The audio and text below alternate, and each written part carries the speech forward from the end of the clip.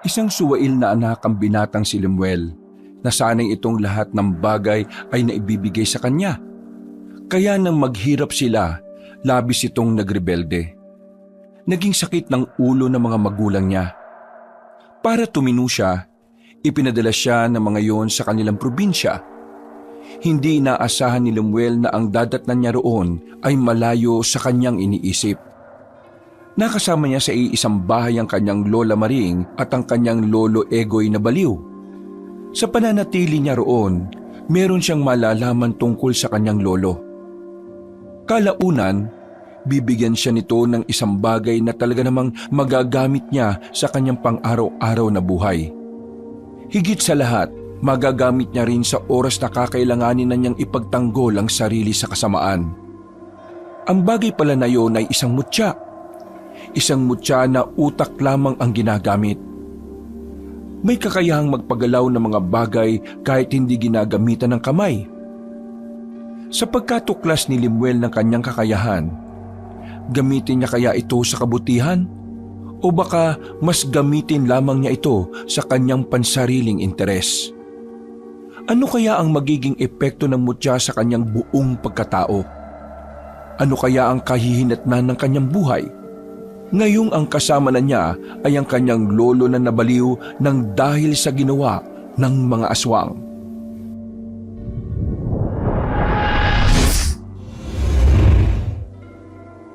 Walang kwentang buhay naman talaga to, oh. Ano na naman ba kasing ginagawa mo dito sa bahay? Manghihingi ka na naman ba ng pera kay mama? Buisit. Wala sila dito. Umalis ka na. May mga paparating akong bisita mamaya eh. Bawal matanda dito, no? Hindi ako nandito para humingi ng pera. At wag mo akong paalisin. Ang layo ng binyahe ko tapos kaganyanin mo lang ako. Eh ano ba kasing kailangan mo? Bakit nandito ka na naman? Kailangan kong makausap ang mga magulang mo. Wala nga sila rito. Hihintayin ko. Ay naku, bahala ka nga. Napakasuwail mo na anak. Ano bang nire-rebelde mo? Yang kakapusan ninyo sa buhay? Dahil ba nasanay kang nakukuha mo ang lahat ng gusto mo? Kaya nang humina ang pamilya ninyo nanibago ka ng ganyan. Ano ba pinagsasabi mo? Hindi ka ganyan noong inaalagaan pa kita nung bata ka. Ganyan kasi ang nangyayari kapag maling mga kaibigan ang sinasamahan mo. Ay naku, huwag kang nga magsalita na parang may alam ka sa buhay ko. May alam ako sa buhay mo. Alam mo kung bakit? Sa tuwing may gagawin kang kalokohan, tatawag sa akin ang mama mo para ikwento ang lahat. Kung anong stress ang nararamdaman ng mama mo nararamdaman ko rin. Eh ano naman ngayon? Ano naman ngayon? Gusto mong malaman kung anong napagkasunduan namin ng mama mo? Ay naku, hindi ako interesado. Usapang matanda lang naman yan eh. Hindi pa naman matanda ang mama mo. Pero dahil sa stress niya sa iyo, mukha na siyang matanda. Pero sasabihin ko na sa iyo kung anong mangyayari. Nag-usap kami ng mama mo na doon ka na sa probinsya titira. Total, wala ka namang ginagawang maganda rito. Kahit na magtrabaho ay ayaw mong gawin. May tinapos ka naman sa probinsya na ako titira? Para mailayo ka sa katarantaduhan mo rito sa Maynila. Sa halip na tumutol ang binata, mas lalo pang sumilay ang ngiti sa muka. Medyo nagtaka si Aling Maring sa naging reaksyon ng kanyang apo. Hindi niya alam kung bakit, pero magandang senyalis yon para sa kanya. Tuwang-tuwa ka yata. Nandun ba si Mariel? Sinong Mariel? Si Mariel! Yung lagi kong kalaro noong inaalagaan mo pa ako sa inyo. Si Mariel. Oo, naroon pa siya. Dalaga na rin. Bakit? Sige, sasama ako. Ihanda ako ng mga gamit ko. Hindi ngayon.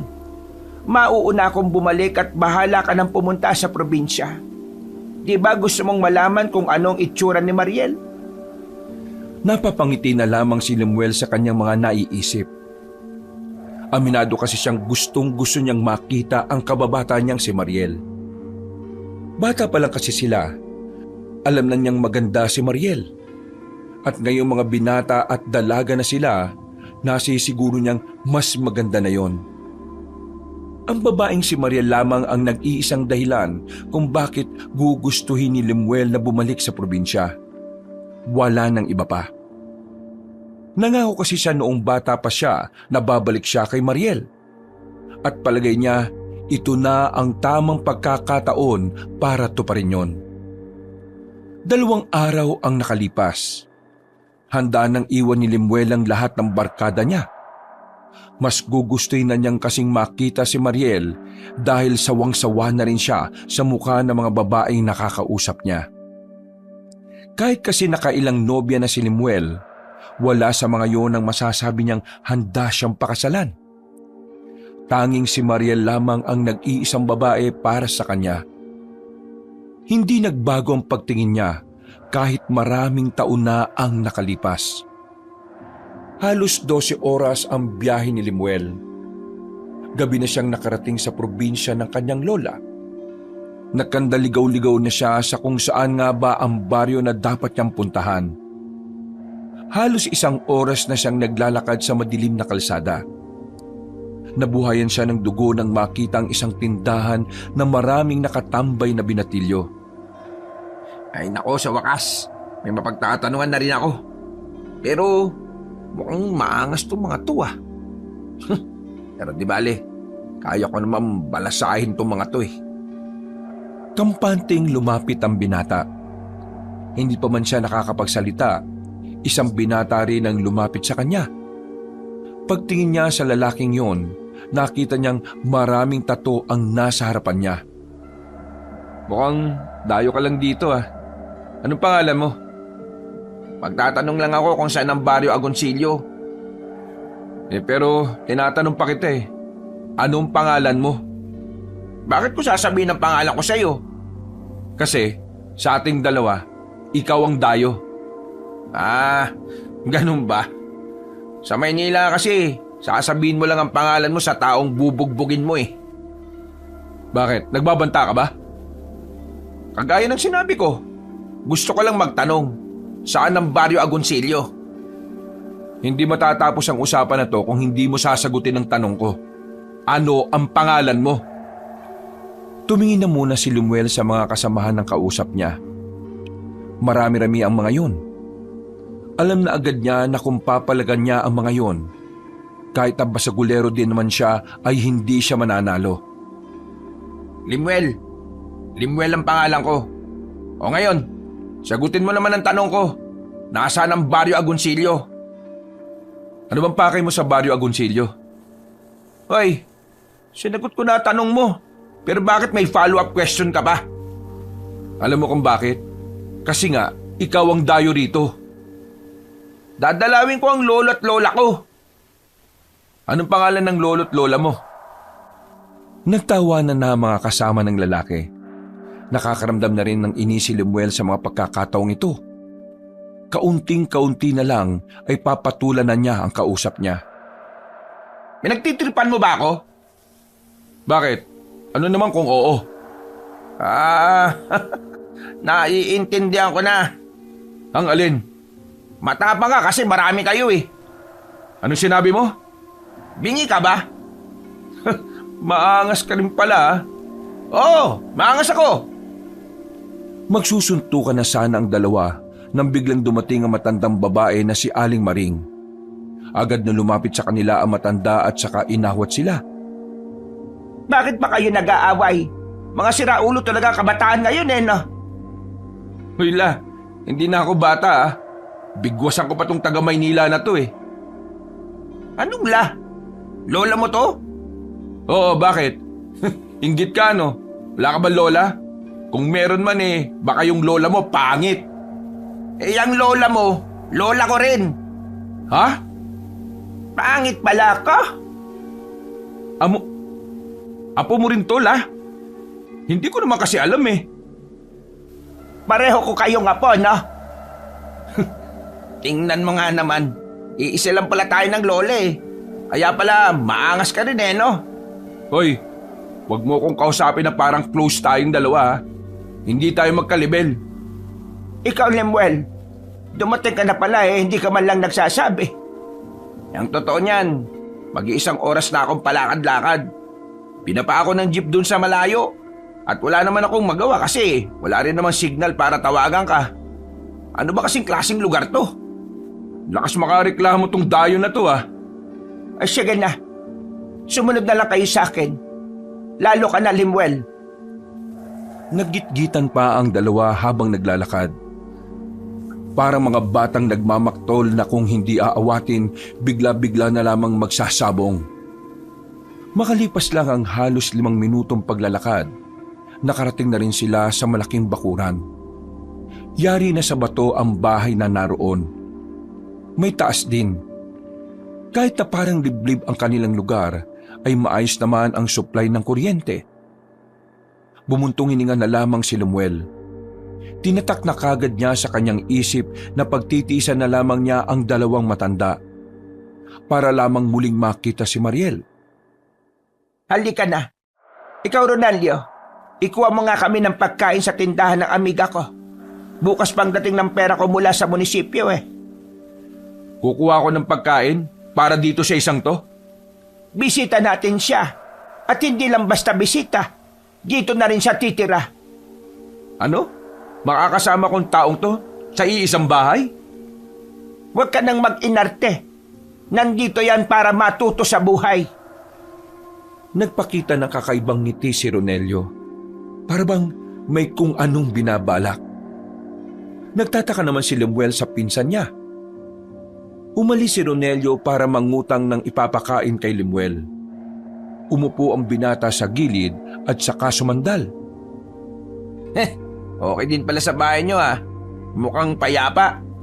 Sa wakas, hindi ko na rin maririnig magbunga nga si mama at papa. Bakit? Tingin mo ba hindi kita bubungangaan, tito? Diyos ko naman. Huwag naman. Sawang-sawa na nga ako sa sermon Sa mga susunod na araw, pupuntahan natin ang kakilala ko. May bigasan doon. Magtatrabaho ka doon. Bakit naman ako magtatrabaho doon? Anong bakit? Malamang para matuto ka. Anong akala mo rito? Libre? Makakainin kita rito sa poder ko, pero hindi kita bibigyan ng pera. Diyos ko. Oo na. Baka mag-sermon ka pa. Iho, hindi papabor ang kapalaran sa'yo rito. Kung sa Maynila'y suwail at rebelde ka, dito, hindi mo yan kayang gawin. Anong hindi kaya? Tingnan lang natin. Mga ilang sandali lang ay bumalik na rin si Lemuel. May dala itong dilata na siya namang niluto ni Aling Maring. Habang nasa bakuran ng kanilang lola, nilapitan ni Ronelio si Lemuel. Hoy, sa lapag ka lang matutulog ako sa papag. Huwag kang mag-inarte porke taga Maynila ka. Kahit saan ako matulog, okay lang no? Mukha kasing hindi ka ba nakakaranas ng malambot na higaan Alam mo yata magiging masarap ang buhay mo rito O bakit? Pahihirapan mo ba ako? Ano ba sa tingin mo? Hoy, kayong dalawa riyan. Umayos-ayos kayo Baka magising ang lolo nyo sa lakas ng mga boses ninyo. Nasaan na nga pala si lolo natin? Gusto mo talaga makita yung taong sisira na katinuan mo? Sabi mo. Hindi na nagsalita pa si Ronelio at umakyat na lamang sa itaas. Napailing na lamang si Lemuel. Napatingin din siya sa isang pinto na malapit sa banyo. Doon ang silid ng 2 matanda. Bagyang nakabukas ang pinto, kaya nakita ni Lemuel ang paa ng matandang lalaki. Lumapit siya roon. Tinulak niya ng marahan ng pinto. Nakita niyang mahimbing na natutulog ang matandang si Egoy. Ito pala yung matandang lolo ko. Napangisi na lamang siya at saka umalis na rin. Mga ilang sandali lang ay sabay-sabay na rin silang kumain. Pagkatapos ay tumungo na rin si Lemuel sa silid nila sa itaas. Medyo malaki naman ang silid, pero maliit lang ang papag. Kaya naman talagang walang balak na makipagsiksikan si Lemuel kay Ronelio. Mas gugustuhin niya pang sa sahig. kesa magkapalitan pa sila ng muka ng kanyang pinsan. Naglatag na lamang ng banig ang binata. Isang unan lang ang binigay sa kanya ni Ronelio. Hindi na lang din siya umangal para wala ng away. Gustong-gusto na rin kasi niyang matulog. Pahinga ang gusto niya at hindi ang pakikipagbangayan. Bukas ng umaga, mag-igib ka ng tubig sa drum, ha? Bakit di mo gawin? Ikaw nakaisip eh. Matuto kang kumilos dito. Hindi ka prinsipe dito, ha? Ay naku, manahimik ka na nga lang. Gusto ko na magpahinga, no? Talagang sinusubukan mo ko, ha? Sige lang. Nakaidlip na si Lemuel maya-maya lang. Pero dakong alauna ng madaling araw, hindi niya alam kung bakit parang bigla na lamang nabuhay ang diwa niya. Nagising siya sa hindi maalamang dahilan. Pagtingin niya kay Ronelio, mahimbing na itong natutulog. Malakas pa nga kung humilik. Naramdaman niyang nanunuyo ang kanyang lalamunan. Kaya naman bumangon siya para kumuha ng tubig sa baba. Pero pagdating niya sa sala, nakita niyang nakaupo na sa maalikabok na sofa ang kanyang lolo Egoy. Medyo madilim dahil patay na ang ilaw doon. Ang tanging liwanag na lamang na tumatama sa mukha ng matandang lalaki ay ang liwanag na nagmumula sa labas ng bintana. Ikaw! Ikaw nga! Ikaw nga yon! Ha? Ikaw nga! Tama! Ikaw nga! Aba, baliw ba to? Maglalaro kayo ng mga halimaw na. Ikaw ang magmamana ng liwanag at ilaw. Ikaw lang ang pwede at wala ng iba. Ano pinagsasabi nito? May sayad nga siguro to. O baka naman, lasing lang. Hindi na sana papansinin ni Lemuel ang kanyang lolo nang bigla na naman itong nagsalita. Ikaw ang suga. Ikaw ang tatalo sa mga nilalang na pilit ng hihimasok sa kapayapaan ng sanlibutan. Ikaw nga! Ikaw ang makakapuksa sa mga nilalang na kung tawagin ay aswang! Muling hinarap ni Lemuel ang matanda. Sa puntong ito ay hindi na rin siya komportable sa sinasabi ni Mang Egoy. Bakit ba hindi ka na lang matulog? Madaling araw na. Walang puwang ang pagtulog sa isip kong iniisip ang mga bagay na hindi mo maiisip kahit sa panaginip. Ano? Hindi kita maintindihan. Huwag mo na nga lang ako kausapin. Kailangan mo ang mutya, apo ka. Kailangan mo ang mutya sa iyong paglalakbay at pakikipagsapalaran sa tunay na habon ng buhay. Eh naku, bahala nga sa buhay mo. Kung ano-anong pinagsasabi mo dyan. Bumuntong hininga na lamang si Lemuel. Naglakad na lamang siya patungo sa lagayan ng tubig. Hanggang sa makainom siya, ay nakatanaw pa rin sa kanya ang lolo niya. Napapailing na lamang siya. Wala naman siyang dapat pakialam sa matanda. Pero napapaisip din kasi siya kung bakit ba ganoon ang takbo ng utak ng kanyang lolo. Bumalik na lamang siya sa itaas. Hindi na lang sana niya pagtutuunan ng pansin ang sinabi ng matanda, pero paggiga niya, bigla na lamang nagsalita si Ronelio. Hindi niya alam na nagising pala yun nang bumangon siya. May diferensya sa pag-iisip si Lolo Egoy. Ganitong oras, nagigising siya at tumatambay sa baba. Kaya sigurado akong kinausap ka niya, no? Eh, baliw ba yun? Pangit pakinggan kapag baliw. Nasiraan ng bait pwede pa. Eh bakit? Anong nangyari sa kanya? Hindi ko rin alam. Sabi ni Lola Maring bata pa ako nang masiraan ng bait si Lolo. Pero wala siyang sinasabi kung ano ba talaga ang dahilan Kahit ang iba natin mga kamag-anak, hindi rin naman nagsasalita. Eh bakit hindi nyo nalang dalhin sa mental hospital? Hindi mauna ka. Tingin mo, papayag si Lola? Aba, ewan ko. Bakit ako tinatanong mo? Nandito lang naman ako para sa isang tao, no? Eh sino ba? Bakit kailangan mo pang malaman? Eh teka nga, huwag mo nga akong kausapin na parang close tayong dalawa Aba, sinusubukan kong pakisamahan ka kasi yun ang sabi sa akin ni Lola. Kaya huwag kang mag-inarte dyan, no? May pakialam ko. Huwag mo nga akong kausapin. Matutulog na ako. Bangunguting ka sana.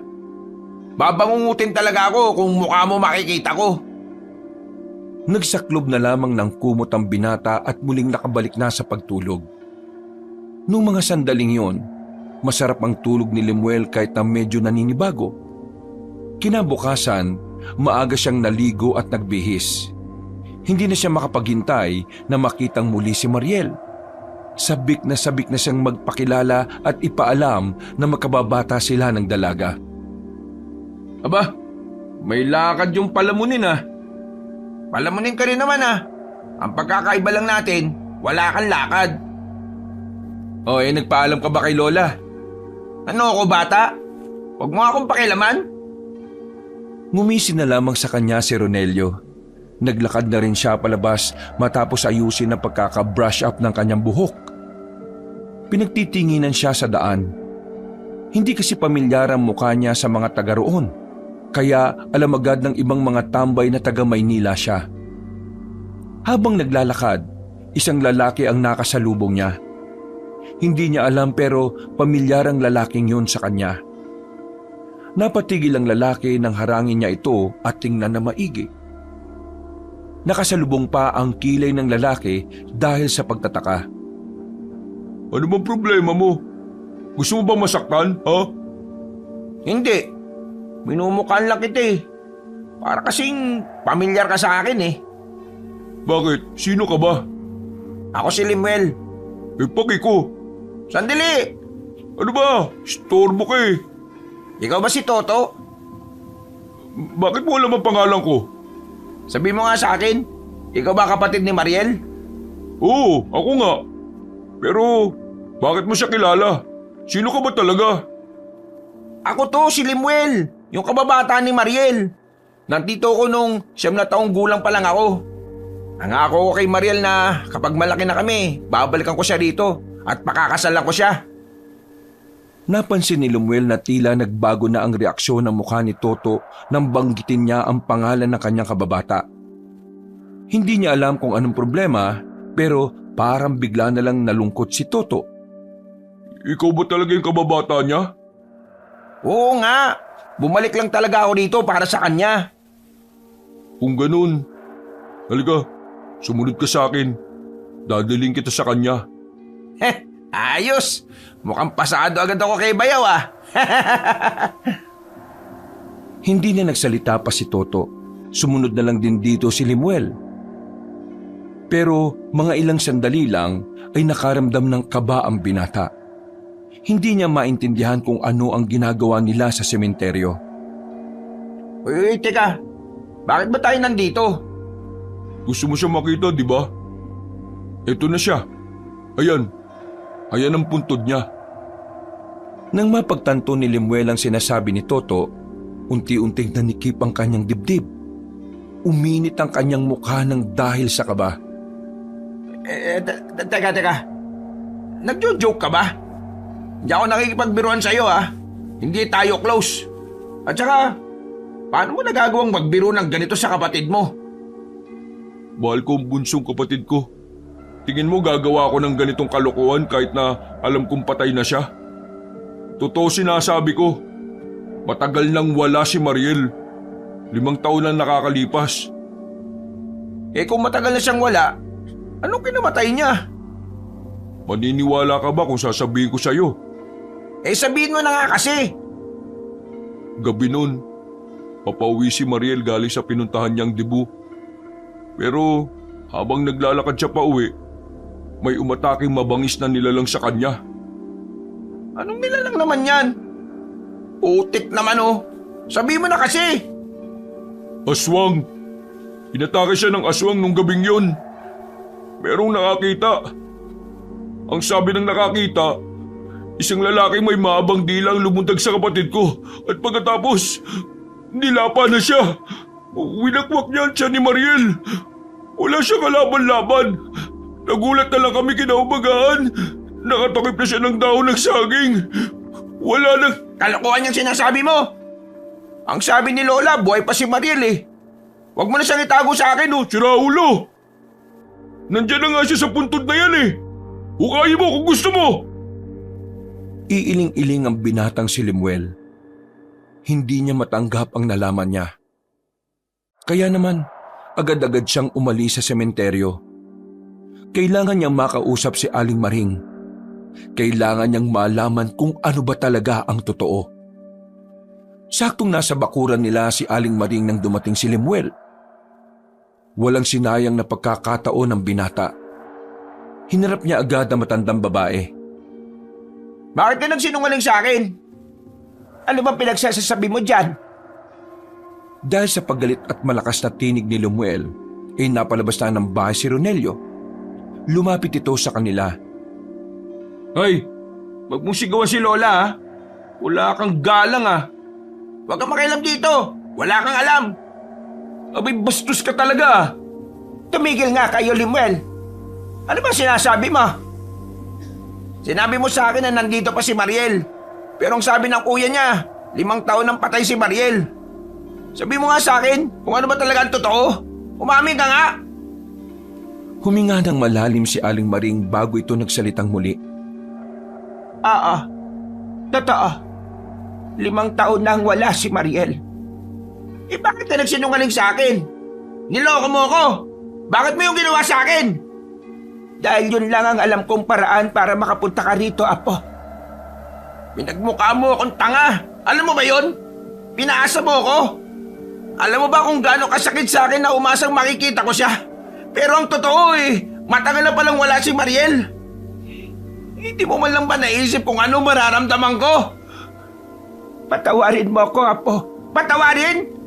Pinaglaruan niyo ako. Ginawa niyo akong tanga. Bakit? Ito na ba ang parusa mo sa akin dahil sa mga kagaguhan na ginawa ko sa Maynila? Sino ka para parusahan ako? Lola lang kita. Hindi kita magulang. Hoy, bunganga mo. Manahimik ka. Hindi kita kinakausap. Wala kang alam dito kaya huwag kang sumabat. Binabastos mo na yung taong nag-alaga sa akin Hinawakan ni Ronelio sa kwelyo ang binatang si Lemuel. Idinikit nito sa dingding. Galit na galit si Ronelio. Nanlalaki ang mga mata nito at nanlilisik. Wala kang karapatan na mambastos dito ha. Sampid ka lang dito. Sinapak ni Ronelio si Lemuel sa muka. Susundan pa sana nito ng maraming suntok ang binata pero biglang narinig nilang nagsalita si Mang Egoy. Napatigil sila. Tinulak ni Lemuel ang kanyang pinsan at natuon ang atensyon nila sa matandang lalaki. Huwag kayong mag-away. Hindi niyo ba alam na ang lalaking yan ang magiging tagapagmana ng mutya? Egoy, magpahinga ka na nga muna sa silid natin. Sige na. Hindi niya mapipigilan ang nakatadhada sa kanya. Nakaguhit na yun sa propesiya ng mga bathala. Ikaw nga, ang apo kong galing ng Maynila. Ikaw ang magiging pag-asa ng baryong ito. Ano pinagsasabi nitong baliw na to? Sige na, Ronelio. Dalhin mo muna ang lolo mo sa kwarto namin. Pagdating ng kabilugan ng buwan, ang mutya ay biglang magkakaroon ng buhay. Magiging aktibo muli ang kanyang diwa. At kapag nangyari yon, ikaw na aking apo na taga Maynila. Ikaw ang magiging liwanag sa gitna ng kadiliman. Ay nako Lo, malabo yung sinasabi nyo. Sira ulo yan Tara na nga Lo, dadali na kita sa silid nyo para makapagpahinga ka na. Naiwan na lamang si Lemuel at Aling Maring. Hindi pa rin humuhupa ang sama ng loob ng binata. Pero kahit na papaano ay kumalma na rin ito. Binigyan siya ni Aling Maring ng kape. Magkaharap na sila ngayon sa lamesa. Handa ng ikwento ng matandang babae ang tunay na nangyari kay Mariel. 2 araw bago mangyari ang lahat, kinausap ako ni Mariel. Nagtaka nga ako noon kasi hindi naman kami malapit sa isa't isa. Ang alam ko lang, dati mo siyang kalaro. Ang sabi niya sa akin, isang gabi na siyang may nararamdaman na parang may sumusunod sa kanya.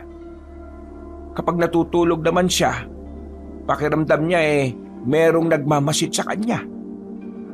Sinubukan niya pang humingi ng tulong sa kilalang albularyo dito sa amin noon. Pero Pati yung albularyo, napahamak. Pinatay din siya. Dahil sa nangyari, natakot si Mariel. Umalis siya ng bahay nila para sana lisanin na ang baryong ito. Pero ang hindi ko alam, bakit pa siya bumalik ng baryo? Sinasabi mo ba sa akin na yung dintik na aswang ang gumawa ng lahat ng yon? Oo, Kalokohan! Hindi totoo ang aswang! At kahit na kailan, hindi yun magiging totoo! sa ayaw at sa gusto mo, totoo ang mga aswang. Napakamoderno na ng mundong ito, no? Baka nga sa susunod na taon may lumilipad ng sasakyan Hindi kita pipiliting maniwala. Pero ito lang ang sasabihin ko. Halos lahat ng tao dito sa baryong ito alam ang tungkol sa aswang. Halos karamihan ay nakakita na ng aswang. Ang aswang na mismong pumaslang kay Mariel. Tama na! Di ako maniniwala sa'yo. Aalamin ko ang totoo. Aalamin ko kung ano ba ang talagang nangyari kay Mariel. Tumakbo palabas ng bahay ang binatang si Lemuel. Bad trip siya sa kanyang lola Maring. Hinahanap niya ulit si Toto pero hindi niya yung makita. Kaya naman halos lahat ng taong nadadaanan niya, tinatanong niya tungkol kay Mariel. Pero sa lahat ng napagtanungan niya, iisa lang ang sinasabi sa kanya. Walang iba kundi ang aswang. Banas na banas si Lemuel. Hindi kasi yun ang gusto niyang marinig mula sa mga tao. Ang inaasahan niyang magiging sagot sa kanya ay ang mga siraulong tao na pumaslang sa kanyang minamahal na babae. Wisit! Bakit ba lahat sila ganun ang sinasabi? Nako! Wisit na buhay to. Nasayang lang pagpunta ko rito. Lahat siraulo! Habang nagmamaktol sa kanyang paglalakad, nakasalubong na naman niya si Toto. Muntikan pa siyang madula sa pagmamadali. Oh, ikaw na naman? Sabihin mo nga sa akin ng totoo. Sino ba talagang pumaslang kay Mariel? Sino? Bakit ba ang tigas ng bungo mo? Kasasabi ko lang kanina na aswang nga, di ba? Ipapaliwanag ko pa nga sa'yo kaso bigla ka na lang umalis. Hindi kasi ako naniniwala May ibang taong pumaslang sa kanya. Aswang nga ang pumaslang sa kanya. Nakita ng lolo namin at ng iba pang residente. O sige, sabihin na natin aswang. Pero kung nakita nila, bakit hindi man lang nila tinulungan si Mariel? Mabangis ang aswang. Natakot sila na baka pati sila madamay kung makikialam sila. Kalokohan! Hahanapin ko yung tunay na pumaslang sa kanya. Di bala ka sa buhay mo. Kung ayaw mong maniwala, buhay mo naman yan Galit na umalis si Toto. Pinagmumura pa ni Lemuel sa isipan ng kapatid ni Mariel. Hanggang sa sumapit ang gabi. Naginanakit pa rin ang kanyang kalooban. Hindi niya pa rin matanggap ang mga naririnig niya. Umuwi siya sa bahay ng kanyang lola. Wala rin naman siyang ibang mapupuntahan kundi doon lamang. Diretso lamang siyang pumasok sa loob. Ni hindi niya nga kinausap ang matandang babae na abala sa pagluluto ng kanilang makakain. Pagpasok niya ng bahay, nakasalubong niya ang kanyang lolo na may deprensya. Hinarang siya nito at kung ano-ano na naman ang sinasabi sa kanya. Ikaw, iha, ingatan mo ang sarili mo. Magpakalusog ka. Ikaw ang magiging bayani ng bayong ito. Dapat, wag mo na nga akong kausapin. Lalagpasan na sana niya ang matanda pero hinuwakan siya nito sa kamay. Iritado niyang inalis ang makalyong kamay ni Mang Egoy at sinigawan nito ng malakas. Wag mo nga akong hawakan. Ikaw na lang ang pag-asa ng baryong ito. Parating na sila. Malapit na silang umatake. Naku, tumigil ka nga. Hindi ko ba talaga nakakaintindi? Ano ba, Lemuel? Huwag mo nga ginaganyan ng lolo mo. Alam mo, tarantado ko pero dinala mo ako rito. Tapos ngayon, aangal ka ng ganito ako. Tapos ngayon, aangal ka ng ganito ugali ko. Kasalanan mo to Kung hindi mo na lang sana sinabi na dadalhin mo ako rito, hindi ko na sana naisip pa ulit si Mariel. Tingnan mo nangyayari sa akin ngayon. Pakiramdam ko mababaliw ako eh.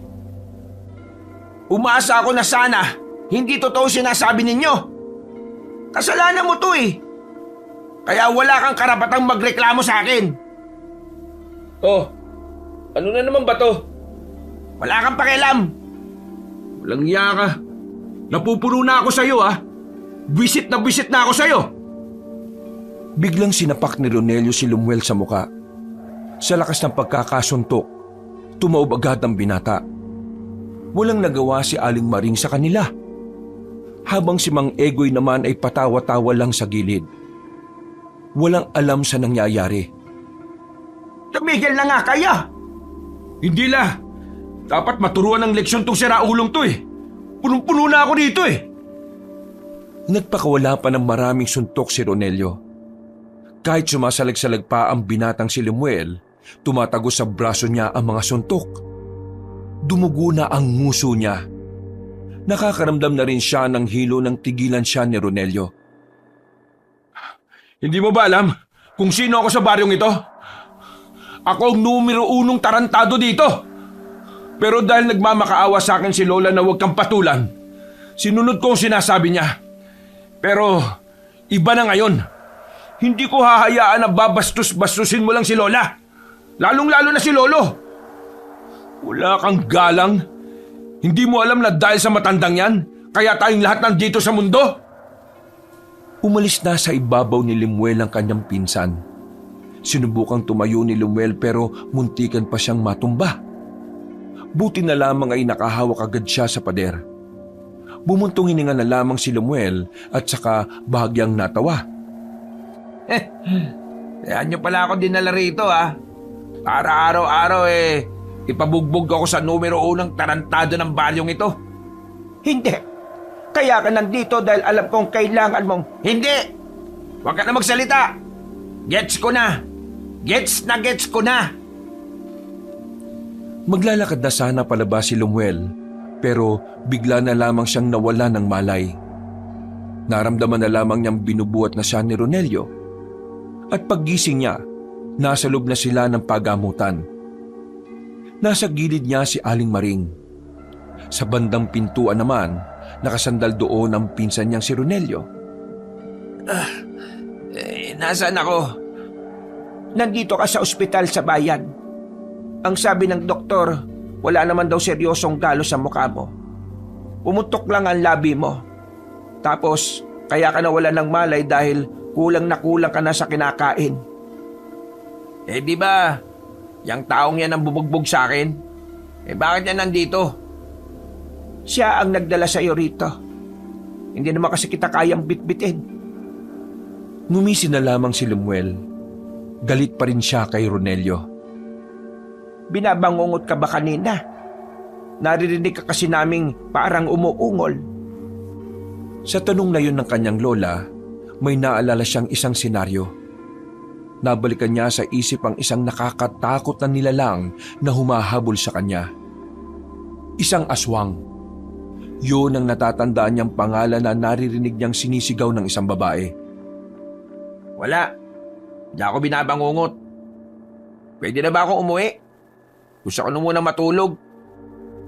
Ang sabi ng doktor, pwede na naman na. Agad-agad na tumayo si Lemuel at bago ito lumabas ng pintuan, tumingin pa ito ng masama kay Ronelio. Hintayin mo kami. Wala ka na rin namang masasakyan papunta sa atin. Ronelio, tawagan mo nga si Toto kung pwedeng sunduin niya tayo rito gamit ang tricycle niya. Agad din namang sumunod si Ronelio. Binanggapan nito ng bahagya si Lemuel nang lumabas ng pinto. Anong oras na ba? Mag-aalas 12 na ng gabi. Ganon ako kahaba nakatulog? Oo. Akala ko nga may masamang mangyayari sa iyo. Pero sabi ng doktor wala naman. Maging sila hindi rin alam kung bakit ang haba mong nakatulog. Hindi na lamang pinansin ni Lemuel ang sinabi ng matanda. Naglakad na lang din siya sa pasilyo. Merong nakabanggaan si Lemuel na isang babae. May itsura ang babae. Maganda at sexy. Mukhang maamo ang mukha. Pero kahit na ganon, wala siyang pakialam. Dahil hanggang sa mga sandaling yon, si Mariel ang nasa puso niya. Bulag ka ba? O sinasadya mo lang na mapadikit sa akin? Pasensya na po. Hindi ko po sinasadya. Napatingin si Lemuel sa hawak-hawak ng dalaga. Nakita niya kasing may tumutulong parang likido na malabo mula sa plastik. Agad namang itinago ng babae yon sa kanyang likuran. Sa susunod matuto kang tumingin. Pasalamat ka, babae ka. Baka binangga pa kita ng malakas kung lalaki ka. Pasensya na po talaga. Malis ka na nga sa harapan ko. Baka di kita matansya. Nagmamadaling umalis ang babae. Tila ba natakot yun sa mga sinabi ng binatang si Lemuel. Hindi ka dapat ganon makipag-usap sa babae. Hindi ako mabait sa mga tatanga-tanga, no? Pasensya na. Nang makarating na sila sa labas ng ospital, sakto namang dumating na rin ang tricycle na minamaneho ni Toto, ang kapatid ni Mariel. Sa likod si Lemuel sumakay para kahit na papaano ay makausap niya si Toto. Pero hindi na siya pinapansin noon habang nasa biyahe sila. Hanggang sa makababa, hindi na rin siya nito kinakausap. Lemuel, magpahinga ka na. Magpapahinga na talaga ako. Ano pa bang gagawin ko? At pwede ba? Huwag yun nang papalapitin sa akin si Lolo. Hoy, ikaw nga ayusin mo yung pananalita mo ha. Huwag mo akong kausapin. Hindi pa tayo tapos. Tandaan mo yan. Nakikiusap ako sa inyo. Tama na. Hindi na nagsalita si Lemuel. Naglakad na lamang siya paakyat ng hagdanan at saka agad na inihiga ang sarili. Masakit pa ang labi niya nang hawakan niya yon. Dahil doon ay mas lalo siyang nakaramdam ng inis sa kanyang pinsan. Sinabi niya sa kanyang sarili na hindi siya papayag na hindi siya makakaganti. Pero higit sa lahat, mas natuon ang atensyon niya sa aswang. Hindi niya kasi maintindihan ang sarili niya. Mula kasi nang managinip siya, para bang may kung anong parte ng utak niya ang bumukas. Para intindihin ang mga bagay-bagay na may kinalaman sa mga aswang. Nakakasar naman ang buhay to. Ang gusto ko lang naman, malaman kung sino ba talaga yung pumatay kay Mariel Pero, bakit litaw ng litaw yung aswang na to sa utak ko? Niyakap na lamang niya ang unan. Nakalimutan niyang sa lapag nga pala siya matutulog. Pero dahil masakit ang mukha niya, lalo na ang kanyang labi, wala na siyang pakialam kung magalit pa ang kanyang pinsan. Maimbing na natulog si Lemuel. Malamig ang simoy ng hangin na nanggagaling sa labas ng bintana. Dahilan para makaramdam ng lamig ang binata sa kasagsagan ng kanyang pagtulog. Dakong 3:00 na ng madaling araw, muli na naman siyang nagising dahil sa masamang panaginip. Nakita niya si Mariel sa panaginip niya na nilalapa ng aswang. Hingal na hingal ang binata. Nagising din si Ronelio na nakahiga sa sahig. Ano bang problema mo? Bakit ka ba nagsisigaw? Napansin ni Ronelio na parang nahihirapang huminga si Lemuel. Kaya naman nakuha na agad ng binata kung ano ang nangyayari. Binabangungot ka na naman siguro, no? Sayang, di ka pa natuluyan. Si Mariel nakita ko. Matagal nang patay yung tao. Patahimikin mo na. Nakita ko siya sa panaginip ko. Nilalapa siya ng aswang habang nakatingin siya sa akin. Hindi ka kasi naniniwala sa aswang Kaya hanggang sa panaginip mo, pinapwersa kang maniwala. Saan ko ba makikita yung aswang na yan? Ano? Hinawakan ni Lemuel ang kwelyo ni Ronelio at saka muling nagsalita. Sabihin mo sa akin, saan ko makikita yung mga aswang? Papatayin ko sila. Bitiwan mo nga ako. Baho ng hininga mo. At saka, pinagsasabi mo, haharapin mo mga aswang? Alam mo ba kung gaano sila kadelikado? Sira din pala tuktok mo no? Wala akong pakialam kung gaano sila kadelikado. Basta, ituro mo sa akin kung nasan sila. Hindi ko alam. Kung alam ko lang, di tuturo ko talaga sa'yo para mamatay ka na talaga. Di nga totoo, aswang. Totoo nga ang mga yun. Sadyang hindi mo lang talaga sila basta-basta mahahanap. Huwag kang mag-alala. Kapag naalaman ko kung nasaan ang mga aswang, ituturo ko kagad sa'yo. Para naman mamatay ka na. At wala nang konsumisyon dito sa bahay. Ituro mo kagad sa akin kapag nalaman mo, ha? Hindi ko sila mapapatawad sa ginawa nila kay Mariel. Dahil sa panaginip, naniniwala ka na ngayong totoo sila. Okay ka rin, ha? Sana lagi kang bangungutin para araw-araw kang naniniwala. Muling humiga si Ronelio at tinalikuran siya. Napabuntong hininga na lamang din si Limuel. Si Lolo, di ba ang sabi mo, nabaliw siya dahil sa mga aswang? Ano ba nangyari? Muling bumangon si Ronelio at saka umupo. Sa puntong ito, tila nakalimutan na muna nila ang hidwaan nila sa isa't isa. Wala pa rin sinasabi sa akin si Lola hanggang ngayon eh. Pero nitong nakaraan, binabanggit ni Lolo Egoy ang mga pangalan ng mga kaibigan niya.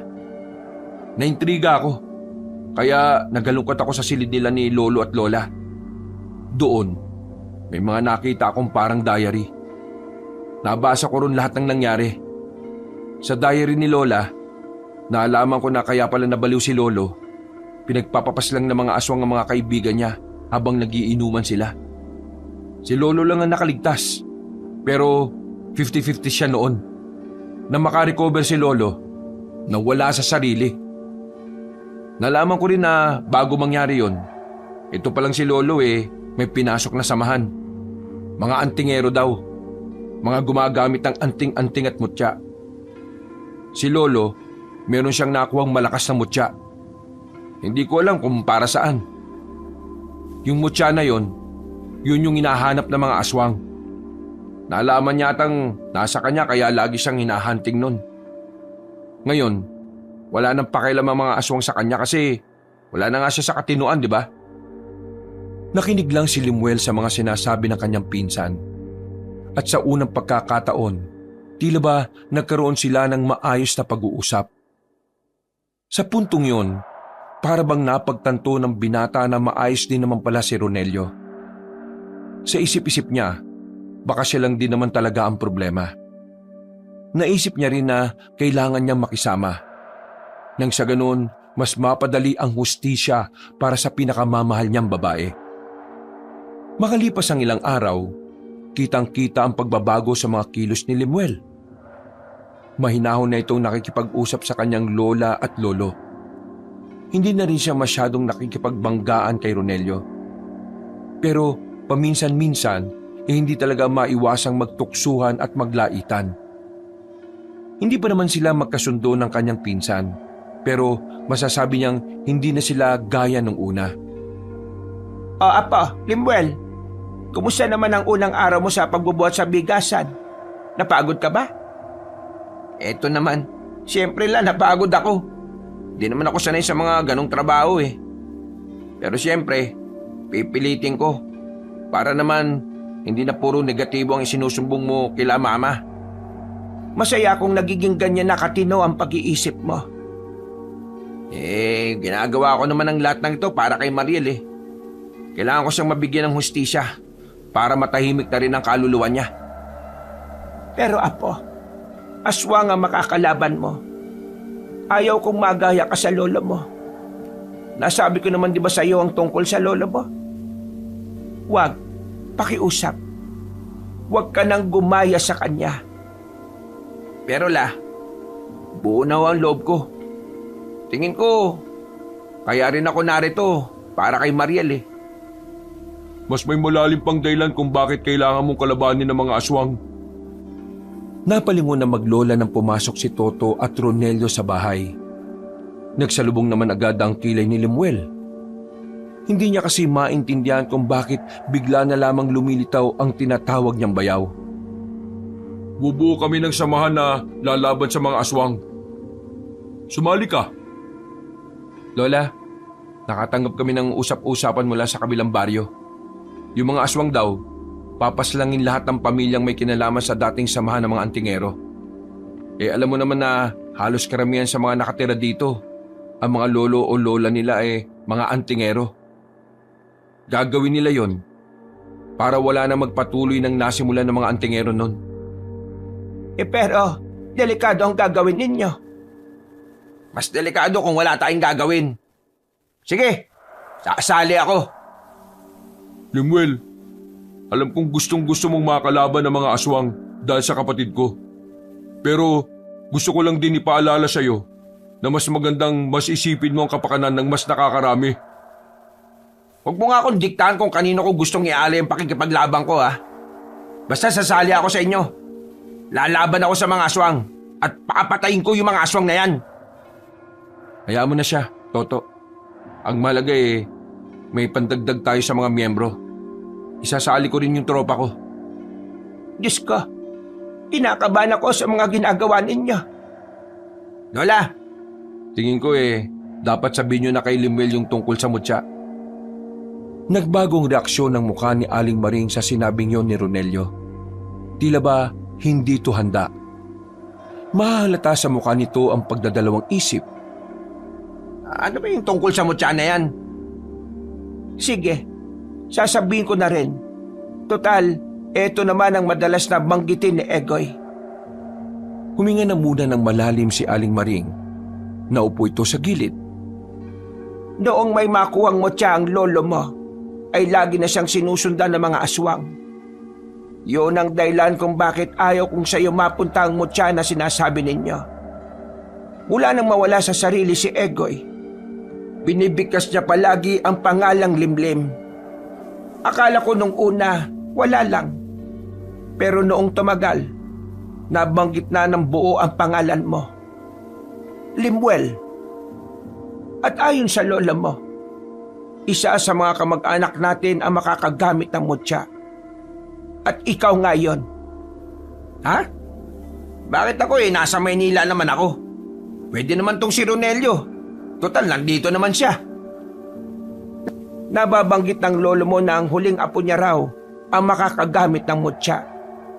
Yun daw ang nakasaad sa propesiya ng mga bathala.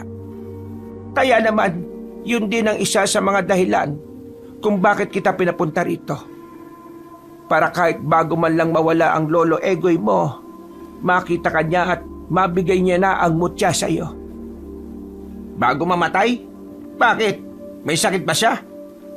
Wala siyang sakit, pero may mga itim na salamangka na unti-unting nagpapahina sa katawan niya.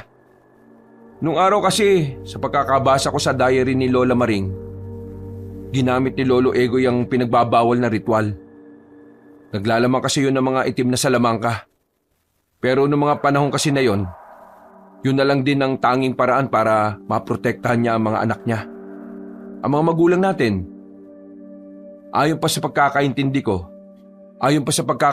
ko, dahil nga delikado, ang nagbayad naman ang kalusugan niya. Hindi namin namalayan na kaya pala unti-unting nangangayayat si Lolo ay hindi dahil sa katandaan, kundi dahil yon sa itim na mahika na kumakain sa katawan niya. Matagal nang kinakain ng itim na mahika ang katawan ng lolo ninyo. Dahil ilang taon na rin ang nakakalipas. Hindi na rin kakayanin ni Egoy ang negatibong kapangyarihan ng itim na mahika. Hindi ko alam kung paano gagamitin yung mutya na yan. Kahit kami rin naman hindi namin alam. Matagal na kasing wala sa samahan ng lolo mo. At saka ko lang din naman nalaman na naging miyembro siya ng mga antingero at manunugis. Kaya naman, wala siyang nasabi sa akin na kahit na ano tungkol sa paggamit ng mutya noong matino pa siya. Ay naku, bahala na. Dalhin niyo na lang ako sa kanya. Pumunta sila sa silid ni Mang Egoy. Naabutan nila ang matanda na hawak-hawak na ang puting bato na halos kasing laki na ng piso. Tumingin sa kanila ang matanda at tumiti ng malapad. Para itong batang masaya. Pero nakikita ni Limuel sa mata ng kanyang lolo ang pananabik. Egoy, mahal, narito na ang apo mong si Limuel. Gusto ko niyang makausap. Limuel, halika, laro tayo. Ako aswang, ikaw tagapangalaga ng mutya. Sakyan mo na lang. Ha? Sige. Iyo na itong mutya. Kapag ginamit mo yan, magiging Superman ka. Alam mo ang Superman? Ikaw yung may kapangyarihan. Kaso, ibang Superman ka. Hindi ka lilipad. Sige. Bigyan mo na sa akin ang mutya. Tapos, turo mo sa akin kung paano ko gagamitin yan. Hindi. Hindi ko ituturo sa'yo. Kasi di ba sa larong ito ako ang aswang, ikaw ang tagapangalaga ng mutya. Kaya dapat, malaman mo sa sarili mo paano gamitin ang mutya. Lolo, sabihin na natin hindi ka aswang. Isa ka lang naman pangkaraniwang tao na gaya ko Ililigtas kita sa aswang, gano'n na lang. Alam mo kung paano gamitin ang mutya, di ba? Pero ako hindi, kaya ituturo mo sa akin. Oo, sige. Ituturo ko sa'yo. Halika. Umalis sa papag ang matanda. Hinawakan niya si Lemuel sa kamay at dinala sa bandang harapan ng aparador. Binuksan ng matanda ang aparador at bumungad sa kanila ang espadang walang talim. Tanging hawakan lang ang meron. Para gumana ang mutya, kailangan mo ang espadang yan. Talaga? Wala namang talim to. Paano yan? Kailangan mo mag-ensayo. Kailangan mo lumakas. Kailangang malakas ang katawan mo para hindi ka iwan ng mutya. Para maprotektahan mo lahat ng mahal mo. Huwag kang gagaya sa akin. Lahat ng kaibigan ko namatay dahil sa akin. Sa puntong ito, nag-alala na sila para sa matanda. Bigla na namang naiyak ang matanda na para bang isang bata. Lalapitan sana ito ni Aling Maring pero sinenyasan lamang siya ni Lemuel. Lolo Egoy, alam mo ba na dahil sa'yo, pwede mo mabigyan ng hustisya ang pagkawala ng mga kaibigan mo? At ganun din sa akin. Pwede ko rin mabigyan ng hustisya ang pagkawala ng babaeng pinakamamahal ko. Kaya naman, kailangan natin magtulungan, Lolo. Ituturo mo sa akin kung paano gagamitin ang mutya. Kayong bang maituro sa akin yon? Umiling-iling ang matanda. Sumiksik ito sa gilid ng aparador at kumagat-kagat ng kuko. Kung tuturo ko sa'yo, baka ikaw ang mapahamak. Ikaw ang pag-iinitan ng mga aswang. Hindi pwede. Baka mamatay ka. Kawawa ka naman. Hinawakan ni Lemuel sa balikat ang matandang lalaki nang makitang tila natataranta na ito. Mahinahong nagsalita si Lemuel. Sobrang layo sa dating Lemuel na laging barumbado magsalita. Lolo Egoy, di ba sabi mo, ako ang tagapagligtas? Natural lang na masasaktan ako sa laban. Dalang tunay na tagapagligtas, handang ibuwis ang buhay niya para sa mga tao. Di ba, tama naman ako? Oo nga.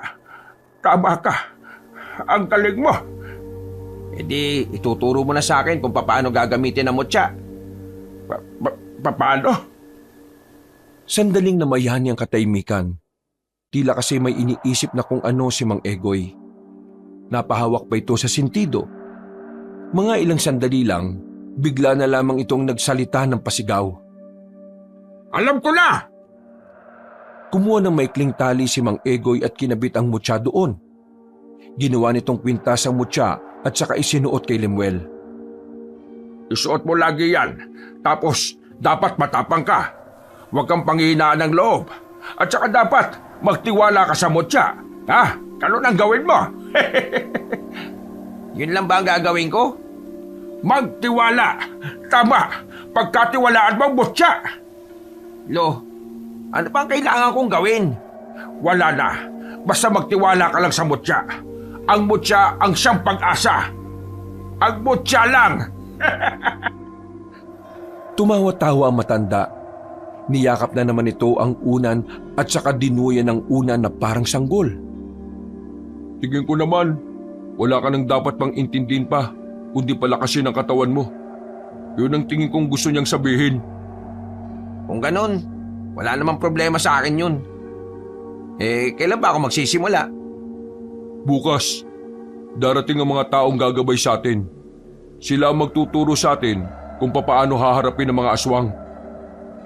Matapos ang pag-uusap na yon, tila mas lalong naliwanagan ng kaisipan ni Lemuel. Mas lalo niyang napagtanto ang kahalagahan ng responsibilidad na nakaatang sa kanyang balikat.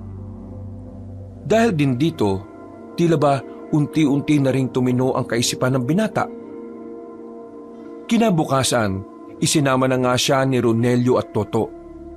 Habang naglalakad, nagbabangayan na naman ang dalawa. Talaga dapat ang mag-iigib ng tubig kanina eh. Kaso, dahil tamad ka, ako na naman ang nag-igib. Wala ka na bang ibang alam kundi ang maging pabigat? Kung may champion na pwedeng ibigay sa'yo, alam mo kung ano? Heavyweight champion. Alam mo kung bakit? Kasi pabigat ka nga. Buti nga ako, ngayon lang ako naging pabigat kay Lola eh. Ikaw, parang mula yata pagkabata, pabigat ka ni eh. Mas masaklap yun. Wow! Ako pa naging pabigat ngayon ha. Ako naman, hindi ako sakit ng ulo ng magulang ko. Ikaw, kaya ka pinatapon dito kasi hindi ka na nila kayang bitbitin eh. Ang tanda mo na, wala ka pa rin matinong trabaho. Matino trabaho ko sa bigasan no? Matino? Pero, Oh, ayan. Masakit ano? Binutukan ni Toto ang dalawa dahil dito ay natahimik ang mga yon. Napapakamot na lamang sila sa ulo nila. Kung hanggang mamaya sa pag-iinsayo ay nag-aaway kayo, wala tayong mapapala. Pag tinunga kayo, parang hindi kayo magkadugo ah. Ewan ko ba dito kay Ronelio? Hinggit yata to sa akin eh, dahil mas gwapo ako sa kanya. Ha? Mas gwapo?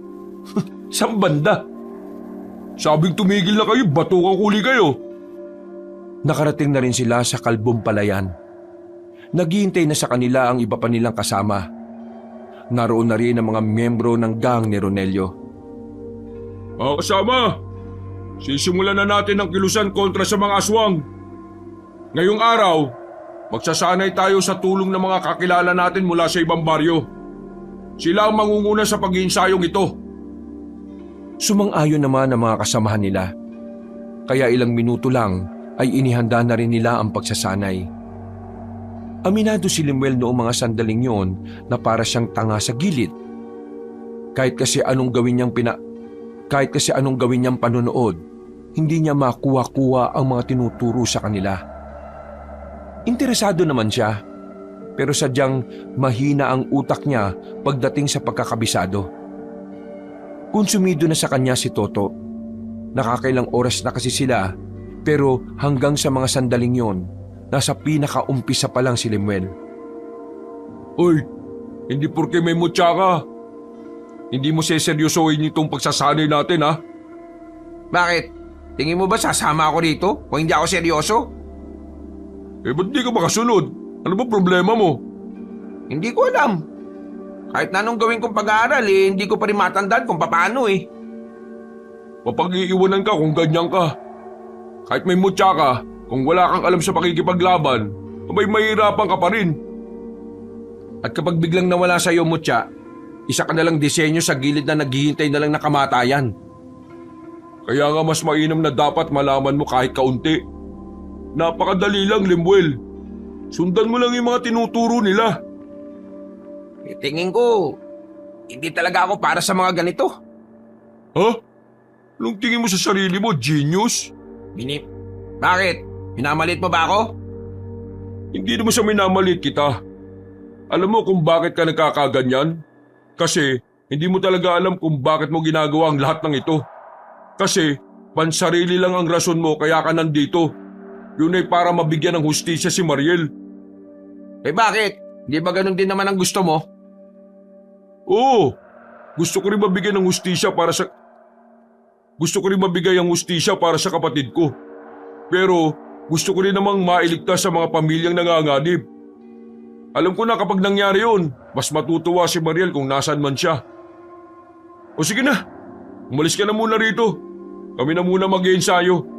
Bumalik ka na lang kapag maliwanag na sa iyo yung mga bagay-bagay. Nagmamadaling naglakad si Lemuel palayo, ni hindi na siya lumingon ulit. Bumalik na lamang siya sa bahay ng kanyang lola. Pero wala roon si Aling Maring. Ang naabutan niya lamang doon ay ang kanyang lolo Egoy. Nakita niyang nasa sala ito. Tulala, may hawak na larawan. Nang pasimple siyang lumapit para silipin, nakita niya ang nasa larawan. Tingin niya, mga kaibigan yun ni Mang Egoy na napatay ng mga aswang. Nakita niya ring habang tulala ang matanda, may pumapatak ng luha sa mga mata nito. Lolo Egoy, ayos lang ba kayo? Hindi sumagot ang matanda. Nakatingin lang ito sa malayo na parang hindi nararamdaman ang kanyang presensya. Ay nako, bakit ba ako aasang sasagot to? Aalis na sanang lalaking si Lemuel nang biglang magsalita ang kanyang lolo. Nagtaka siya dahil sa unang pagkakataon mula nang tumira siya roon. Ngayon niya lamang narinig na parang matino ang sinasabi nito. Wala man lang akong nagawa para sa kanila. Kung noong mga sandaling yun ay malakas at mahusay na akong antingero, hindi sana naipagtanggol ko sila laban sa mga aswang ngayon. Sumali ako sa samahan pero wala rin naman akong silbi. Parapat lang talaga na mawala na lang ako sa mundong ito. Uy, huwag ka magsalita ng ganyan nga. Hindi ko alam kung naririnig o naiintindihan mo itong sinasabi ko Pero kapag nawala ka, malulungkot si Lola Maring, no? Alam mo ba yon? Ikaw ang buhay niya, kaya lumabang ka. Alam kong may taning na ang buhay mo, pero sana wag mong ipakitang bumibitaw ka na. Marahang lumingon sa kanya si Mang Egoy. Ngumiti ito sa kanya ng malapad. Sa pagkakataong ito, kinabahan si Lemuel. Hindi niya alam kung bakit. Para kasing may kakaibang pahiwatig ang ngiting yon ng matandang lalaki. Sa huling pagkakataon na po ko, makakausap kita ng maayos at ang lahat ng sasabihin mo tatatak sa puso ko. Teka lang. Patino ka na ba ulit? Lemuel, ikaw na ang bahala sa mutya. Isa puso mo ito. Gagabayan ka niya sa liwanag. Gagabayan ka niya para magampanan mo ng maayos ang iyong tungkulin. Lolo, lintik naman Oh, anong nangyayari? Bigla na lang tumino si Lolo Tapos ayan, parang namamahalam na, nangihina na. Egoy, mahal ko, naririnig mo ba ako? Mahal ko, Maring, ikaw ang pinakamagandang tanawin na matatanaw ko sa huling sandali na tayo'y magkapiling. At kung ang mga matay didilat sa paraiso, ikaw pa rin ang laging laman ng aking puso, Maring. Ang pagmamahal ko sa iyo ay hindi matutumpasan ng kahit na anong kayamanan. Dadaling ko to hanggang sa kaharian ng kalangitan. Mahal ko, kung gusto mo nang magpahinga, hindi na kita pipigilan. Maraming salamat sa maraming taon na nakasama kita. Hindi kita makakalimutan kahit na kailan. Ikaw pa rin ang ititibok ng puso ko hanggang sa huli. Hinaplos ni Aling Maring ang pisngi ng matandang lalaki. Ngumiti naman si Mang Egoy. At kalaunan, tuluyan na nga itong pumikit. Naiyak na lamang si Aling Maring. Maging si Lemuel na dating matigas ang puso, na malaya na lamang niyang tumutulo na rin ang kanyang luha. Utik, naiyak na rin tuloy ako Maluwag namang natanggap ni Aling Maring ang pagkawala ng kanyang asawa. Maging ang mga kamag-anakan nila ay ganun din ang naramdaman. Kinabukasan lang din na iburol na ang matandang si Egoy. At dahil nga sa banta ng mga aswang, 2 araw lang ay inilibing na kagad si Mang Egoy. Ngayon, nakaharap sila sa libingan ng matanda, nakakasimento lang ng lapida. Magkakatabi ang maglolola. Naalala ko noon, ang sabi ni lolo ninyo, bago siya mawala. Gusto niyang bumalik ang katinuan niya. Sisikapin niyang matandaan ng huling mga sandali niya sa mundong ito na kasama tayo. At yun nga ang ginawa niya. Ngayon pa lang, namimiss ko na si Lolo. Tahimik lang si Limuel noong mga sandaling yon, habang pinagmamasdan niya ang lapida. Dito na nabuhay ang bagong pananaw sa kanyang utak.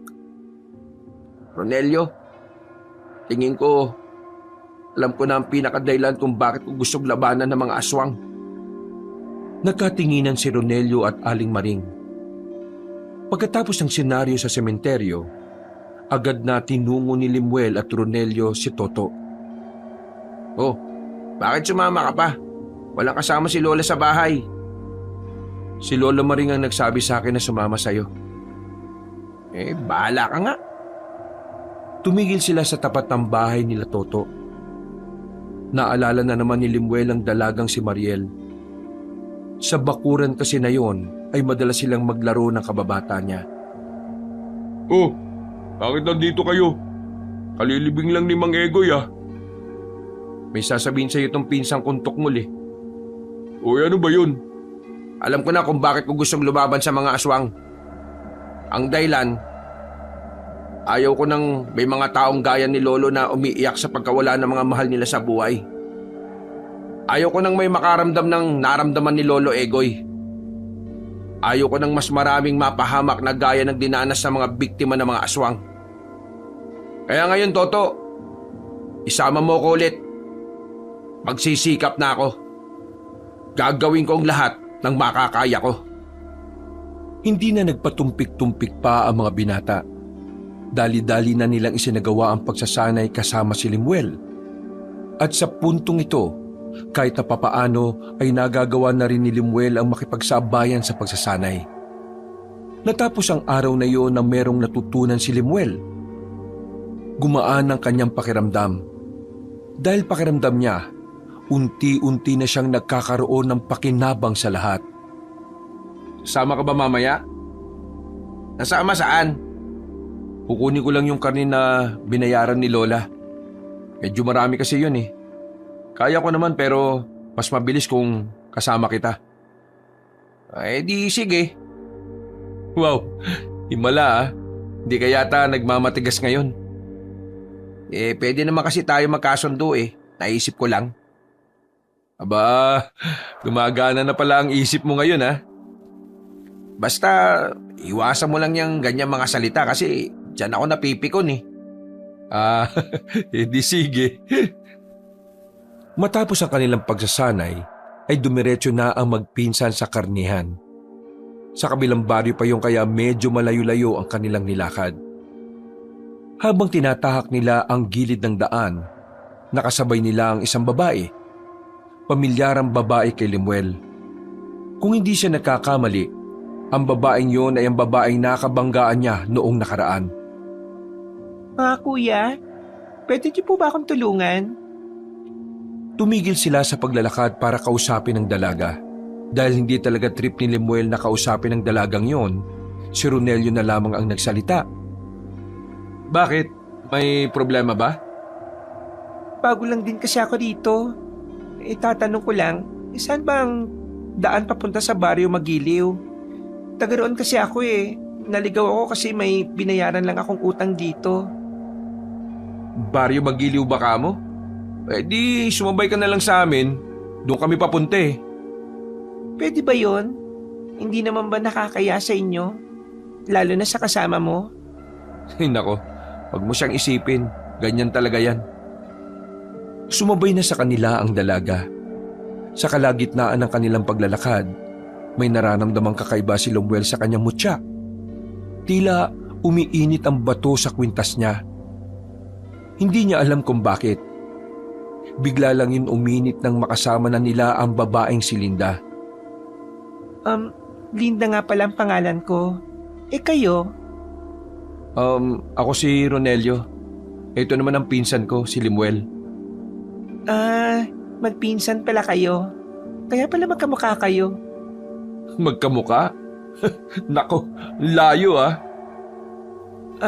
Maraming salamat talaga at tinulungan niyo ako. Hindi ko na kasi talaga alam ang daan pabalik eh. Wala na rin namang dumadaan na sasakyan o tricycle para magkatid sa akin.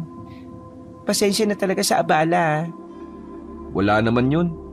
Siyempre, gentleman naman kami. Hindi naman namin matitiis na pabayaan ka na lang na naglalakad mag-isa. Biglang tumigil si Lemuel. Nagtaka naman ng dalawa. Tumingin ng diretso si Lemuel sa babae. Hinawakan niyang dalaga sa kamay. Sandali, anong ginagawa mo, kuya? Uy, Lemuel, nababastos mo na siya.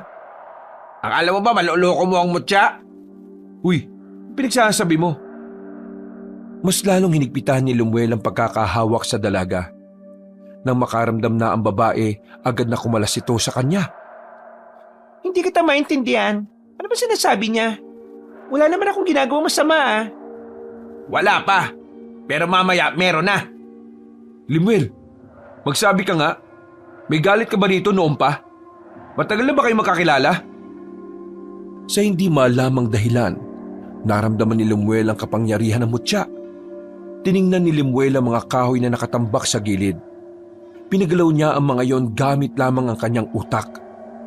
Humambalos ng kusa ang mga kahoy sa dalaga, dahilan para bumalandra ang babae. Lemuel, bakit ka ba nananakit? Aswang ang babaeng yan. Ramdam na ramdam siya ng mutya.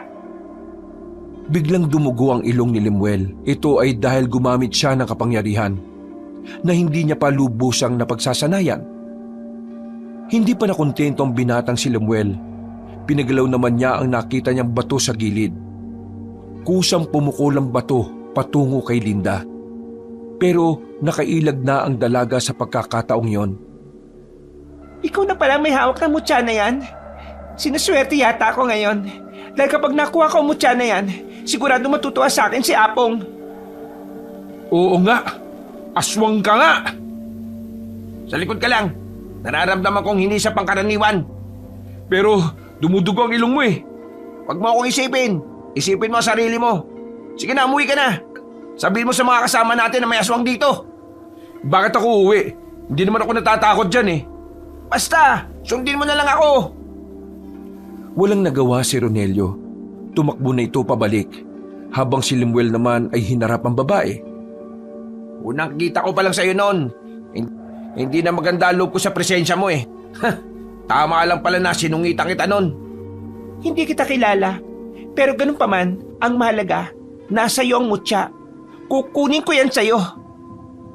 Hindi mo ako kilala? Sige, ipapakilala ko sarili ko sa'yo. Ako ang apo ng... Hindi na kailangan. Mamamatay ka na rin naman ngayon. Biglang nagbago ang anyo ng dalaga. Nagpakita ito ng malapad na pakpak. Pumangit na rin ang mukha nito.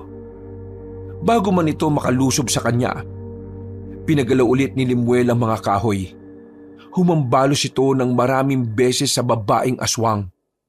Pero sa mga puntong yon, tila hindi na tinabla ng babae. Kaya naman nakaramdam ng pagkataranta ang binata. Hinugutan niya ang kanyang espada. Bumuntong hininga siya at pilit nilakasan ang loob. Hindi nagagana sa akin ang ginawa mo nung una. Ganun ba? Sige! Sinubukan ni Lemuel na magsagawa ng isang matinding konsentrasyon. Pero hindi pa man siya nakakatapos, umatake na agad ang babaeng aswang. Nahawakan siya nito sa liig. Itinaas siya sa ere. Nang tangkain niyang pumalag ay hinambalo siya nito sa lapag. Halos hindi makahinga ang binata sa mga sandaling yon. Nadagdagan pa ang kanyang kaba nang makitang nanlilisik ang mga mata ng babaeng aswang. Hindi mo kakayanin ang lakas ng isang aswang na matagal na sa sistema. Ikaw, bagito ka pa lang. Hindi uubra sa akin ang mutya na yan. Kaya kung ako... Ibigay ko ang mutya. Mangarap ka ng tulog. Hindi ko ibibigay sa ito kahit mamuti pa mga mata mo. Bumangon ang binata. Muli niyang ginamit ang kapangyarihan ng mutya. Pero sa puntong ito, pinaangat na niya muli ang mga kahoy. Ang kulit mo talaga. Sinabi na kitang hindi tatalab ang mga yan sa akin. Hahayaan lang kitang yan ang isipin mo. Kasi iba ang gagawin ko ngayon. Nang biglang gumalaw ang mga kahoy patungo sa aswang, umabante rin si Lemuel. Gamit ang kapangyarihan ng mutya, nagasa ng mabilis na pag-atake. Nalito si Linda.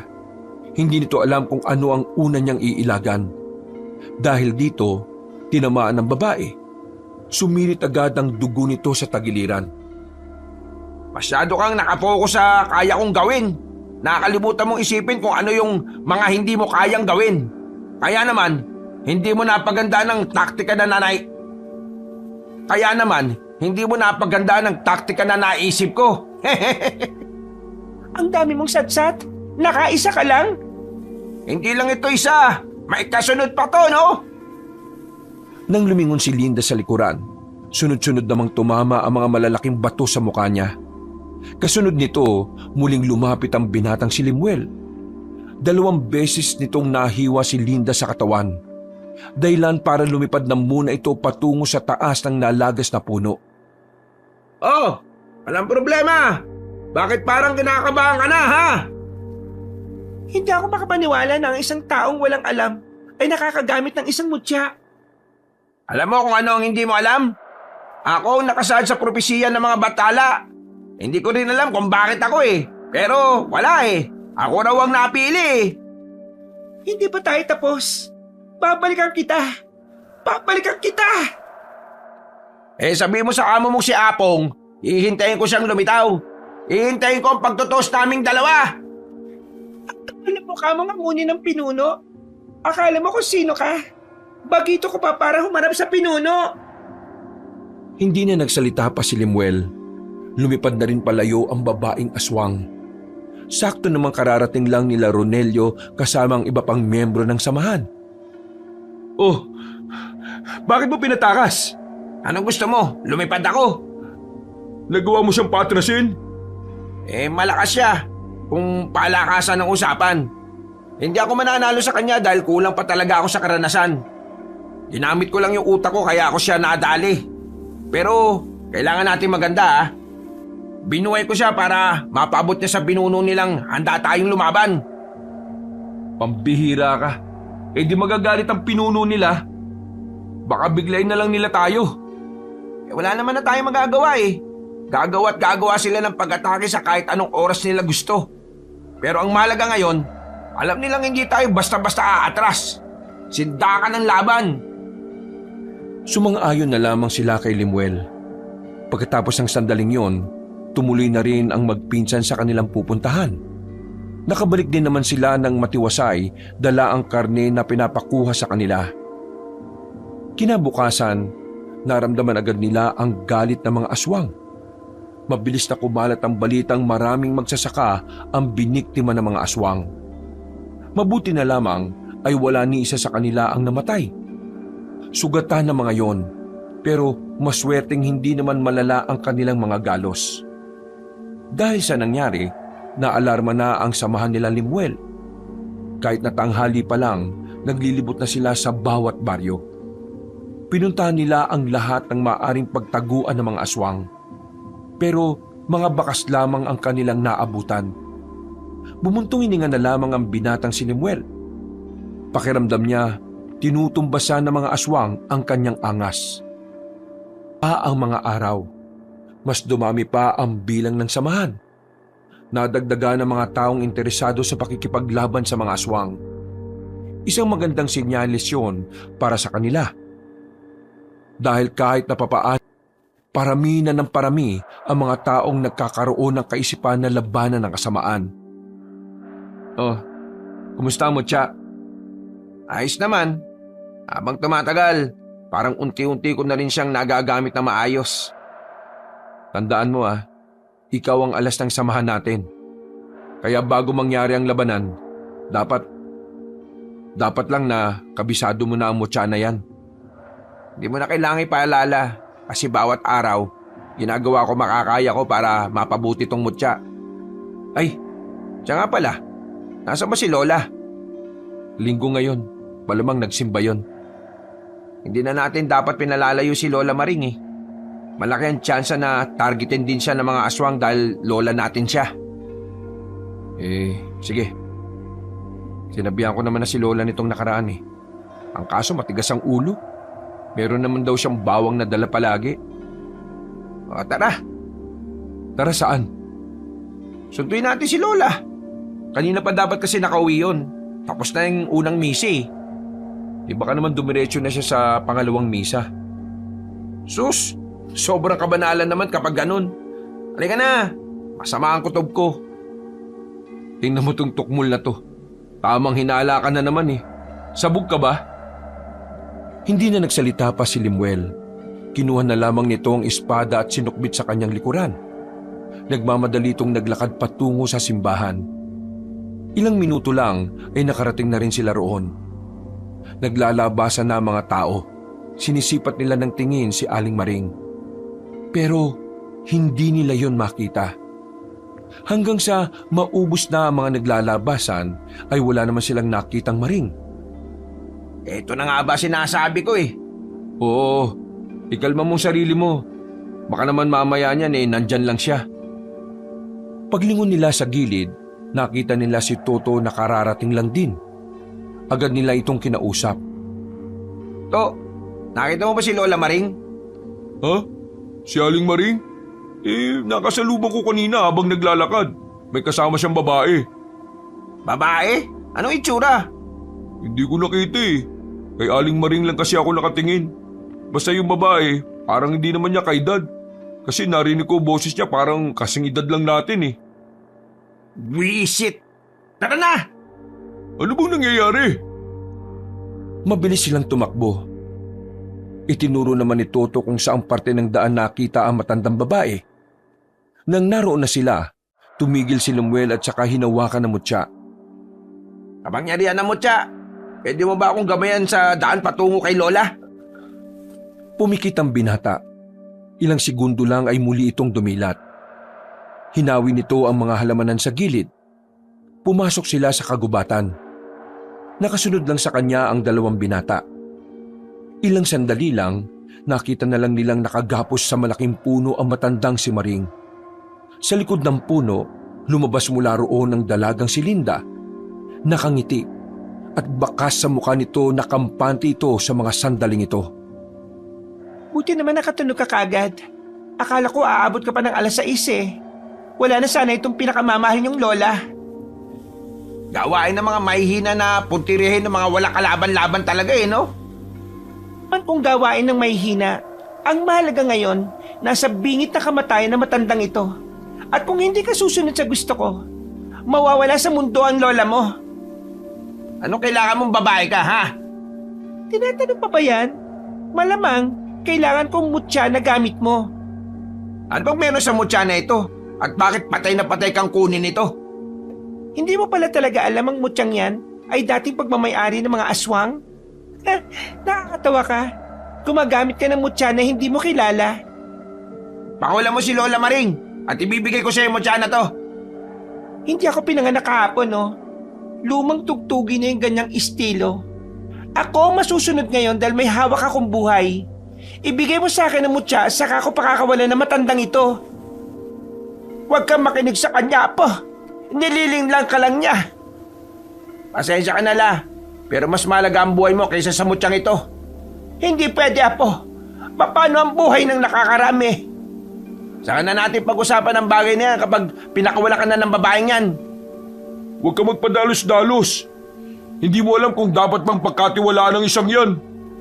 Limuel, mahalaga rin sa akin si Lola. Pero kapag nabasa kamay nila ang mutyang yan, tapos na tayong lahat dito. At iwala lang kayo sa akin at sa kapangyarihan ng mutya. Sa sinabing yon ni Limuel ay napaisip ang dalawa. Naramdaman nilang tila may binabalak na kakaiba si Limuel. Kaya naman hinayaan na lamang nila ito kahit na medyo duda sila sa iniisip nitong ideya. Ibibigay ko sa iyo mutya, pero ipangako mo pakakawalan mo ang lola ko, ha? Ibigay mo lang yan sa akin. Ang dami mong pang sinasabi. Mangako ka muna. Oo na, pangako nga. Apo, pakiusap. Huwag, magagalit ang lolo mo sa langit. Wala akong magagawa, la. Kailangan natin tong gawin. Ikaw na lang ang meron ako. Kaya hindi ko kaya na pati ikaw mawala.